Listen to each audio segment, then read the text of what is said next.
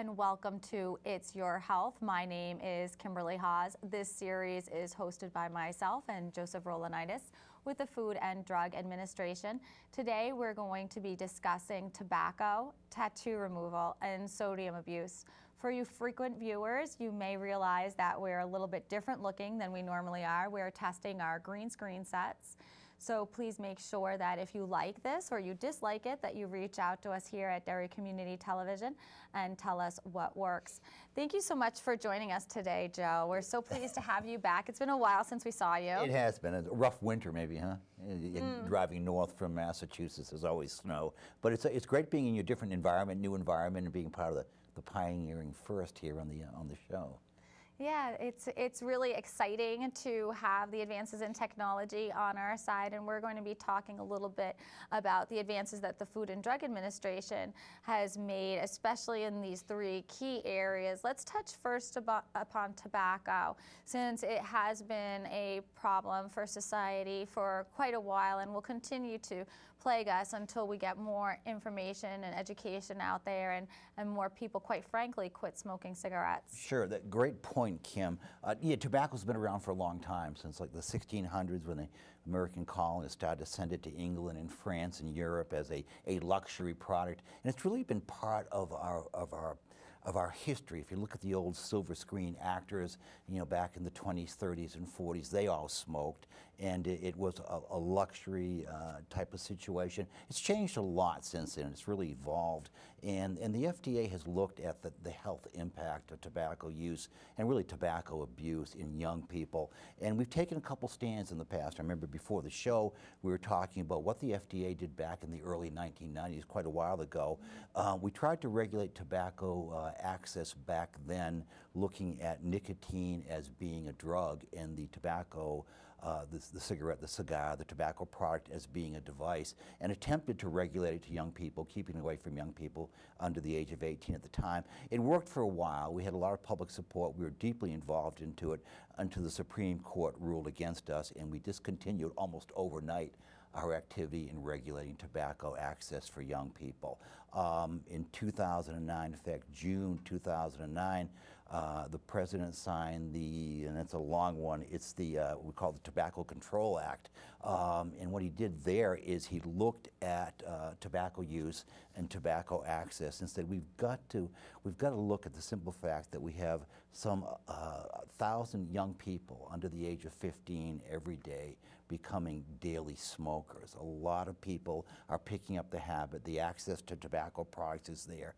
So we have to prevent youth, young people under the age of 18 from getting access to tobacco without a really, as you mentioned in the introduction, an education about the problems of tobacco use. We also want to help under the Tobacco Control Act people, the adults who are using tobacco. We want them to understand that there are medicines, there are programs, there's a healthcare awareness factor, there's a regulatory government awareness factor, educational programs, and thankfully, people like Derry TV here that want to get the message out about ways that you can beat the tobacco addiction, to promote public understanding, public awareness, and realize the simple fact that some 400,000 Americans die every year due to tobacco-related diseases. It's really an important thing to do, important thing to work on. And it's very interesting that this president signed the Tobacco Act. He's a former smoker himself. He is. Many people do or do not realize, and he quit while he was in office. So it's not just somebody saying, don't do this. It's somebody who's actually walked the walk. And of course, this is centered around the youth and minors. And in most jurisdictions, you cannot obtain tobacco products unless you're of age, and the age being 18. Yeah, promoting ID checks is really important, and you make a great point about the chief executive. It's great to lead by example. It really is. We both know that the use of tobacco products can be dreadfully addicting, and if you have that many deaths every year from tobacco-related use, you've got to look at the quality of life for people as they get older, and who's going to pay for the $200 billion billion a year that it costs in medical costs to treat these people. I mean, everybody in society is going to have to pick that up. We're all going to have to pay for health care for people that are sick from, tobacco misuse, tobacco addiction, tobacco use. So that's a major concern. Yeah, educating the public is such an important thing.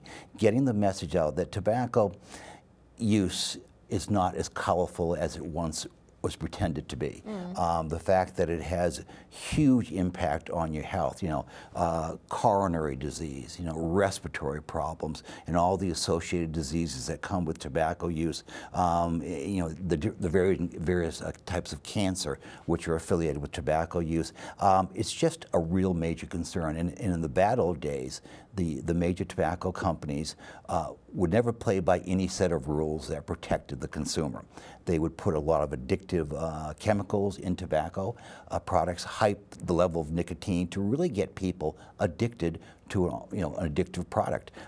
So it behooves the federal government, state government, media to step up, healthcare communities step up and just take a stand on the use of these things. It's really an important thing. It's an important mission. And there have been a lot of changes, and strides that have been made over the course of the last 50 years. There's no more advertising for tobacco products in mainstream media. You'll never see an ad on television for Marlboro cigarettes or any other brand of cigarettes. And even within the film industry, there has been a real cutback, in my opinion anyway, of the number of characters that will smoke or the frequency of times they'll smoke during a movie. And of course, you alluded to the silver screen good old days where it seemed like everybody was smoking, but quite honestly on those shoots maybe the actor or actress puffed barely on a cigarette, but they weren't smoking the same way we're talking about a person who has a pack or a 2-pack a day habit and the kind of long-term risks that are associated with that sort of repetitive behavior day in and day out. Yeah, those are great points, and you're right. We have evolved successfully when it comes to advertising tobacco products, and that industry, I'm sure, understands that we have to become more educated, much more aware, much more protective of young people and all adults when it comes to social responsibilities. But you're right, you don't see the print advertisements for tobacco products, and you surely don't see them advertised on TV, as part of the Super Bowl, litany of great ads for products that we have. And you're right, the silver screen and actors of the 40s, it's all image and imagination and somewhat deception. And you have to go a long ways nowadays to see an actor or an actress smoking on current film. In fact, nowadays, it seems when you have an actress smoking a cigarette as part of the character build up in a current movie, it's commented in the trade magazines and in the media because you just don't see that quite as much anymore. So we have changed a lot, and these new rules, which are regulations, which are evolving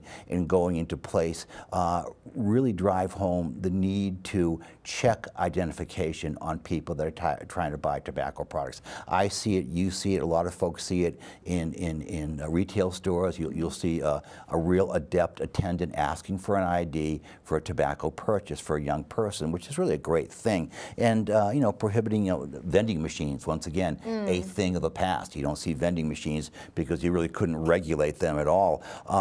In the days of free samples for tobacco products at trade shows, those have gone away. Can you even imagine trying to do that nowadays? Yeah, and once upon a time, and not too long ago, my friend, that was part and parcel to marketing the product. So the major tobacco manufacturers had a big share of our imagination and our addiction in the past. What we'd all like to see would be responsible retail distribution of tobacco products, healthcare agencies stepping up with medications, prescription drugs, and programs that help people kick addictions. Because we both know, and we've all known people, that the first thing they do when they wake up in the morning, even before they have breakfast, is have a cigarette.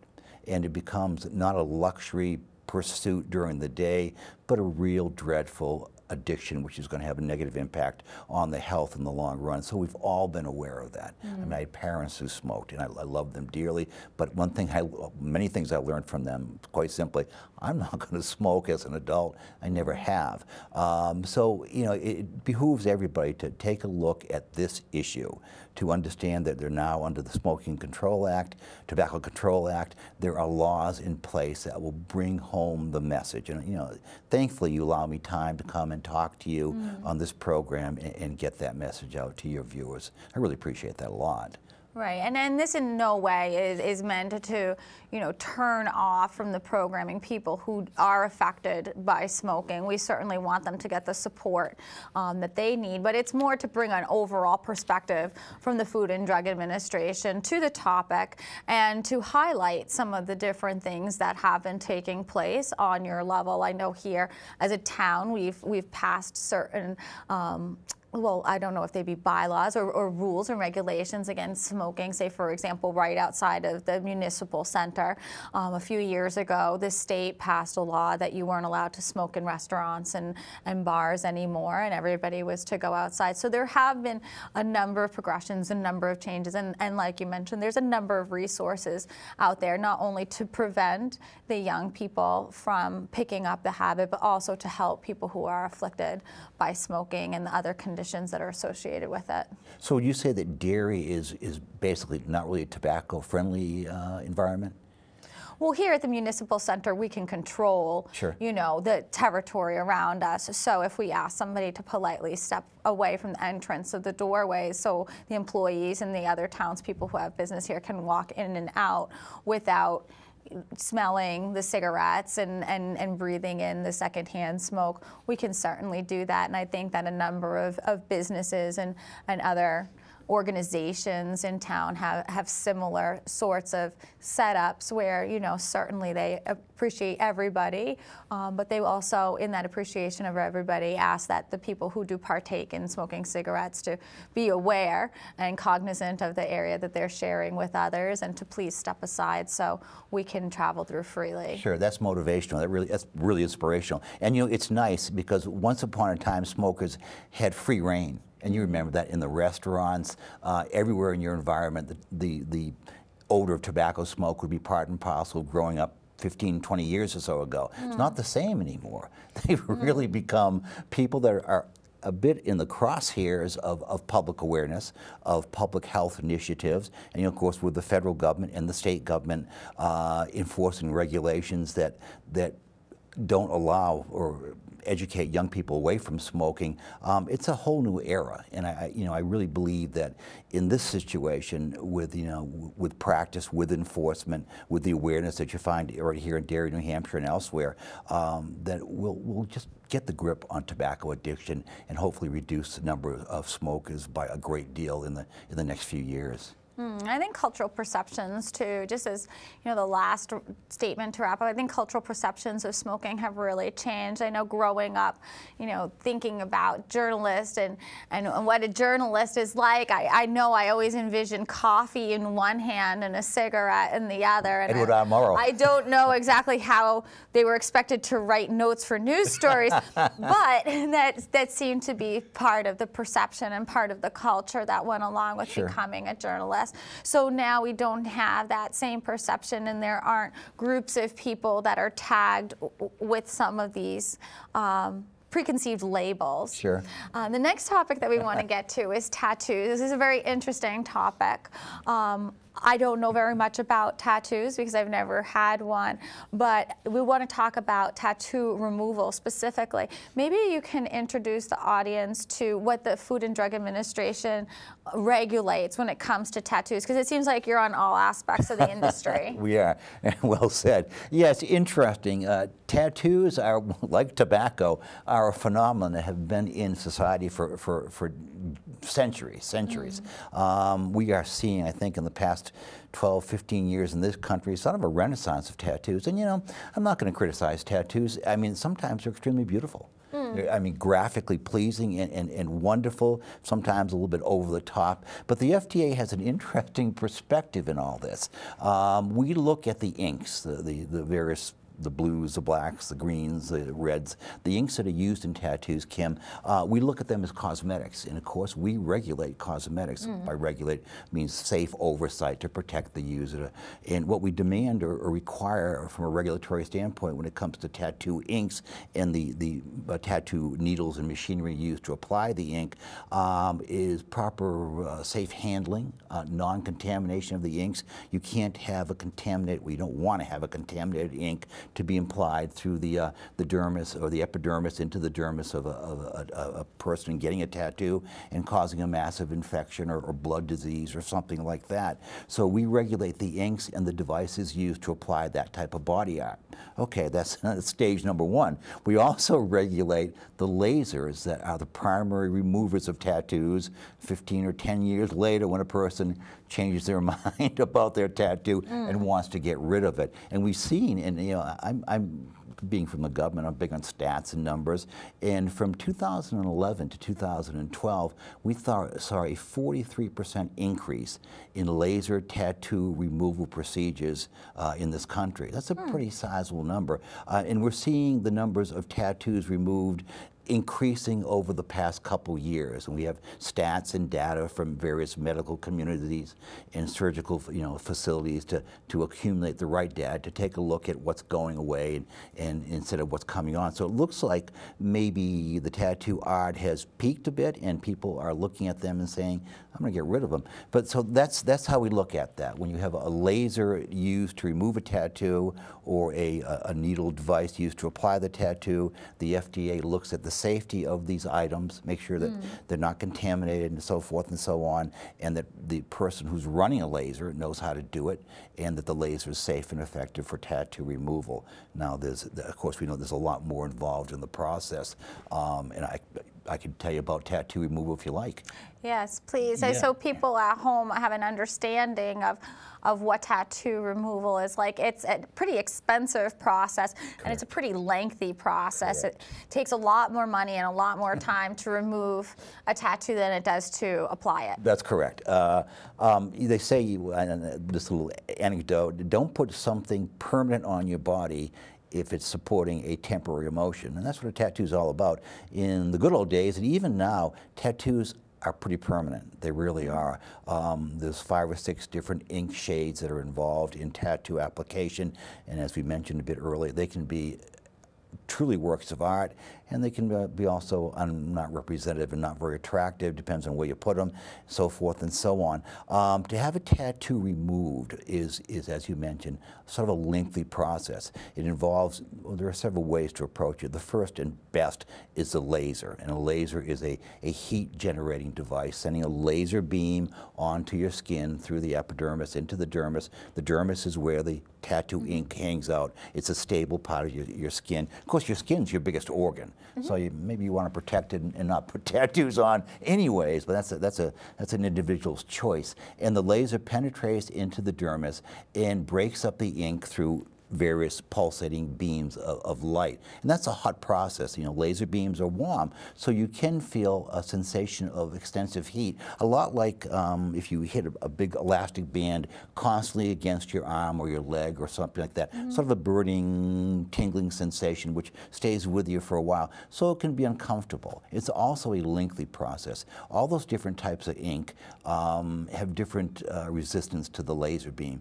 Your blues, your blacks, and your brown inks seem to break up pretty easily and metabolize back into your body and pass out. But your red inks, your light yellow inks, your light green inks are much more difficult to remove. They stay a lot longer. They just don't respond to the laser beams as positively as the darker inks do. So it can be a couple weeks between procedures, Kim, which costs money per procedure depending on the size and the coloration of your tattoo, and you've got to wait for the healing to set in. You have burning oftentimes, burning and of the dermis, epidermis during the tattoo removal process. That's got to heal up. Then you go back and have the procedure repeated again and again until you hopefully break up the entire tattoo and remove the image completely. But the side effects of that can be multiple. Sometimes you do have some heat-related scarring.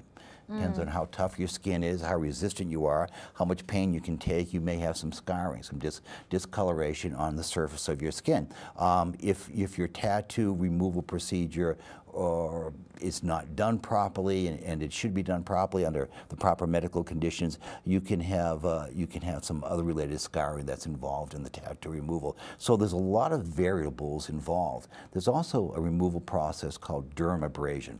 It's a little bit more barbaric. It's a medical procedure where the tattoo is actually physically cut out of your body, and then it's sutured back up. Now that usually results in some scarring as well. So dermabrasion is not really recommended. Lasers are the better way to go. And take a step back a little bit. You've got to realize that if you're having a tattoo applied in the first place, you need to go to a legitimate tattoo artist. You've got to be your own best advocate here, Kim. You've got to make sure they use sterility as part of their procedure, that there's no contamination of the product, that they're properly certified by the state or the town, whoever warrants or requires certification, and they know what they're doing. And you really have to think about the procedure, because remember, tattoos really are somewhat permanent.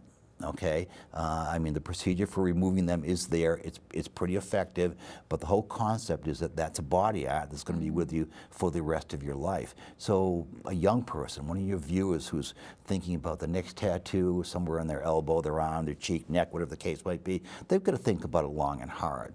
They really have to be willing to sport that look for the rest of their time, or go through the long procedure of having it removed. It's an interesting phenomenon, I'll tell you that much. It really is. And there are a lot of social implications too, to tattoos, and of course, you know, we're not going to get too in depth into that because this is from the perspective of the Food and Drug Administration. But just as far as, you know, finding a job, finding a spouse, finding a friend group, sometimes, you know, really radical sorts of tattoos will not benefit you in the long run. And I certainly suggest that people express their opinion. That's what the freedom of speech and expression is all about, and I support that. But there's lots of ways that you can do that.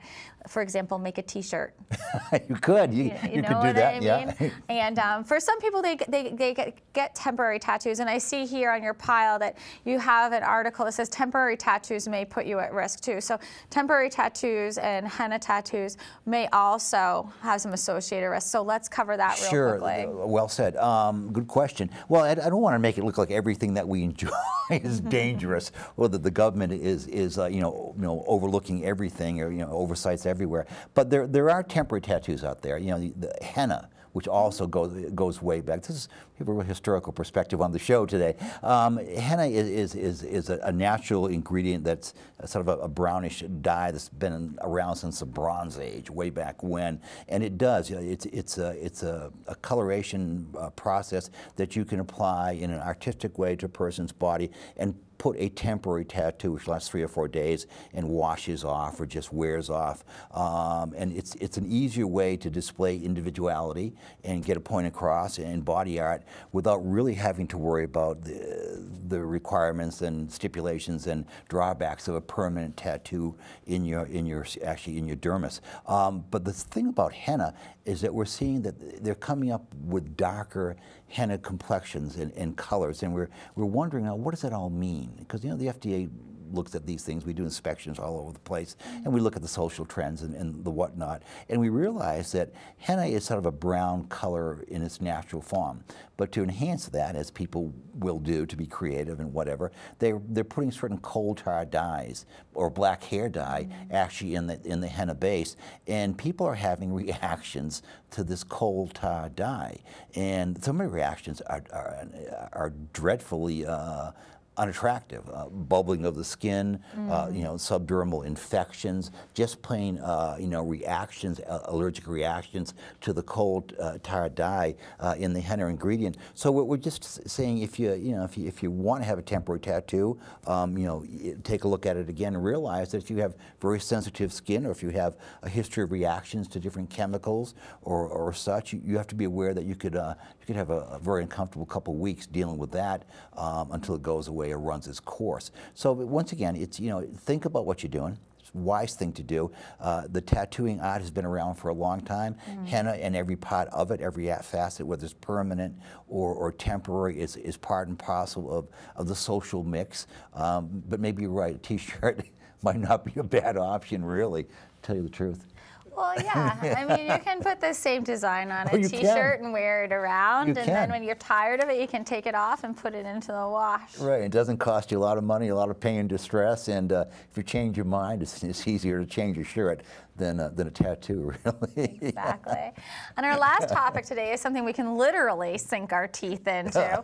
I'm sure our viewers have been wondering why we have cans of baked beans, Vienna sausage sitting here, but we are going to talk about sodium abuse. And you said before the show, very interesting stat about how much table salt really goes into our sodium intake. Maybe you could tell the audience that to start off. Right. Well, you know, you got to enjoy something, so why not some sausages, baked beans, and all that good stuff. But sodium, we have found is everywhere. Sodium is your table salt, your salt that goes in and about into your foods. It's a big part of our diet, and we're looking at sodium as being medically unsound in some responsibilities. It's a huge promoter of high blood pressure. And of course, high blood pressure is the pressure of the heart pumping the blood into your arteries in the early part of circulation, and the ramifications of high blood pressure can be extremely negative.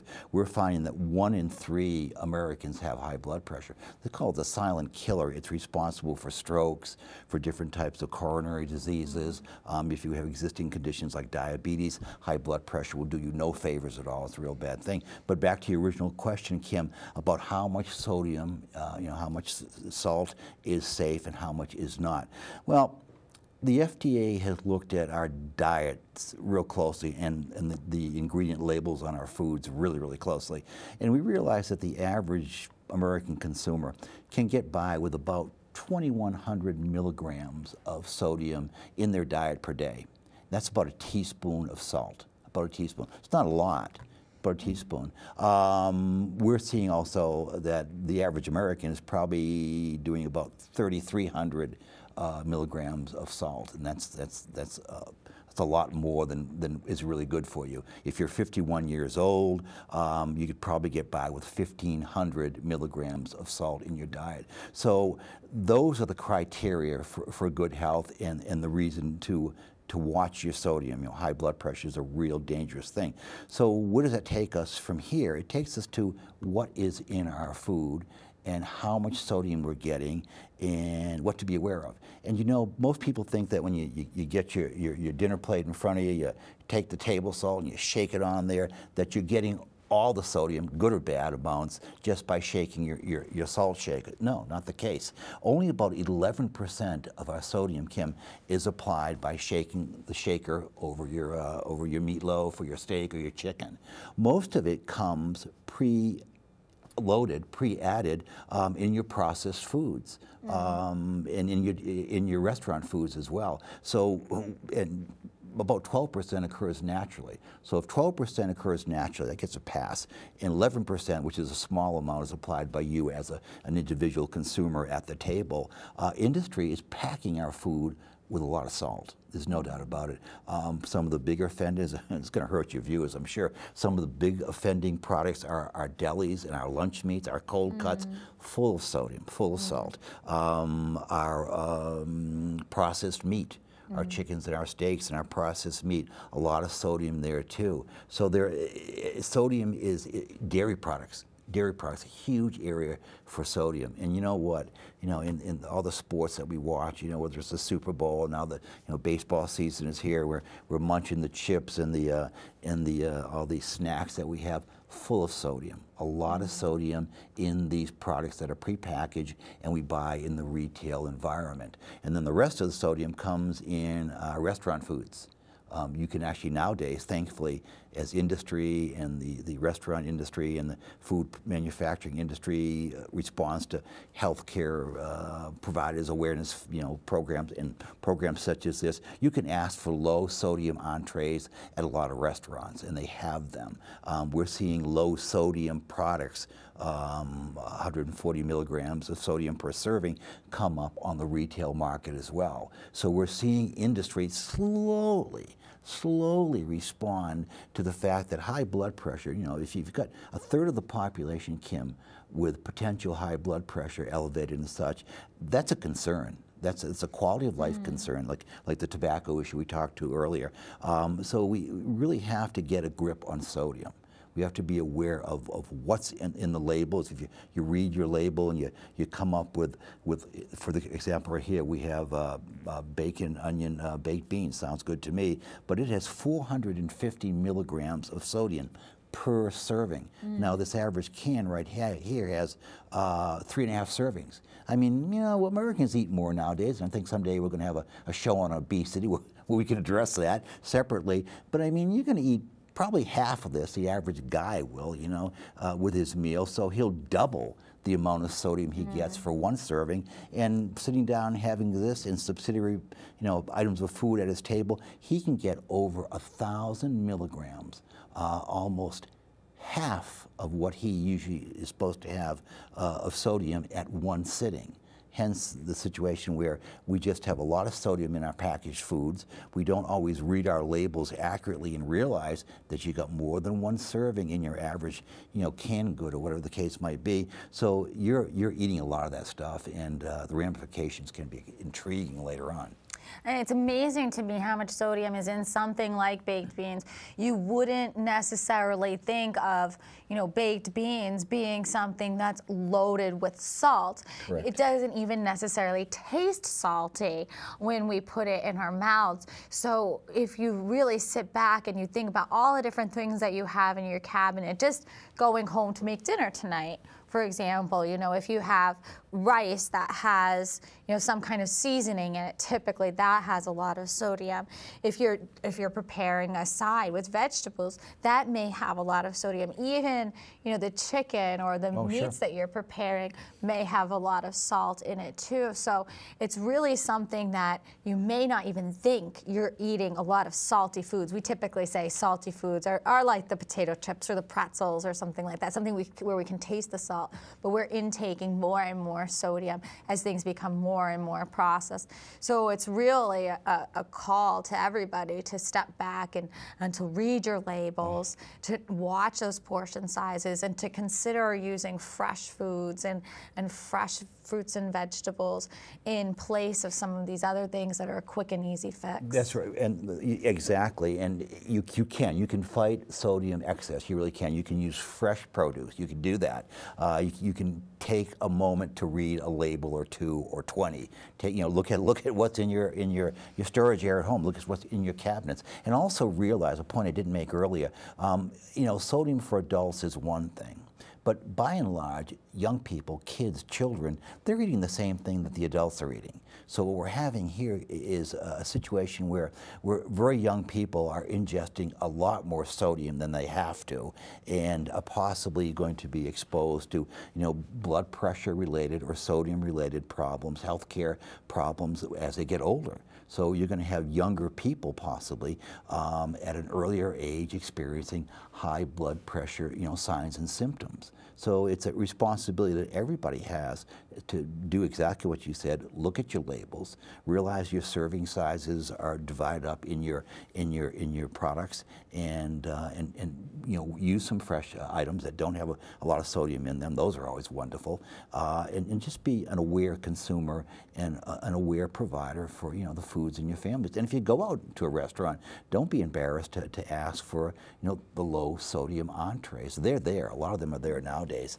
and it's nice to realize that industry, and especially the restaurant industry, is looking at these health awareness problems and trying to do the right thing. But I mean, sodium's been around for a long time. I think its time has really come, and you're right, we don't always recognize it's there, but it is there. Yeah, we talk so much, I think, in our society about sugars. That seems to be all the rage. Just like in the 90s, we were talking about fat, So, and then of course that went into trans fat. And we understand that fat, particularly trans fat, is very bad for us, and we understand that sugar is very bad for us. But we have to look at the whole picture of the foods that we're eating and understand that there are a number of different things in foods which may benefit our health or may detriment our health. That's true. That well said. That's true.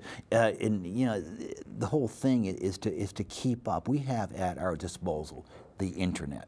And every government regulatory agency, most of your healthcare divisions in state and federal have websites. You can research anything you want. I mean, it's wonderful to text what you're having for lunch, but if it has a lot of sodium in it, maybe you ought to change and research it out a little bit more. So we can research a lot. You can listen to great stations like this one, watch great programs like this, and we can drive the message home. It does a lot. We have a lot of responsibility. I know you as a journalist take your message very seriously, and I as a government bureaucrat do the same thing. It does a lot to improve the quality of our life in the future, and you can't lose if you do that. You really can't. Yeah, it's not just one thing that goes into making our society a better place. It's a number of different things, a number of different people, and a lot of discussion and education on these subjects.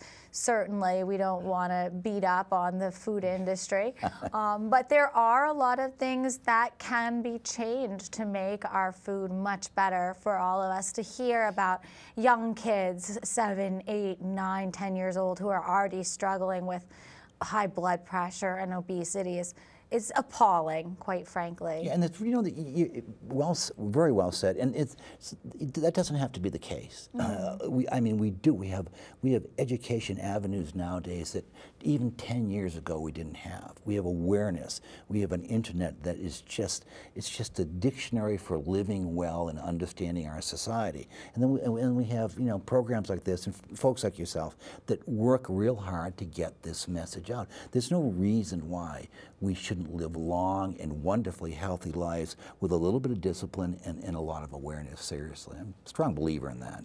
And it really does go back to the quality of life, and that's what we're trying to drive home today for our viewers, is that there are a number of things that go into making our lives better. There are a number of choices, personal and societal, that we can make in order to improve life for everybody. And I'd really like for everyone at home to really appreciate the Food and Drug Administration for what they do and their efforts on our behalf as a regulatory agency. They're not there to be the nanny state. They're there to really help us fulfill our goal and our state motto of live free or die. Certainly, success can't come just from making millions of dollars. It truly comes on an individual basis by having a healthy, long life, and certainly we hope that all of our viewers do that. Is there anything else that you'd like to add before we wrap up today, Joe? I'm just happy to be back up here, and I'm looking forward to some more shows. I hope we look at obesity as an issue in the future. That is a real concern, and I have stats and data, and as we all do, on the challenges of eating too much and not exercising enough. But yet, thanks for having me on. I really enjoyed it, Kim. Yes, no, it's really great to see you again, Joe. We've been missing you up here. And thank you, everybody at home, for watching our program today. You can watch this show and other segments that we've done with the Food and Drug Administration on our YouTube channel. It is 17 and 23 DTV. That's all together. It's the numeral 17, and then you spell out and 23. Those are numerals, DTV. And like I said, you'll be able to find It's Your Health and other great series that affect our overall state and population that way. Of course, make sure that you tune in to Channel 17 in Derry for this series and other great government series. Once again, my name is Kimberley Haas. Have a great day.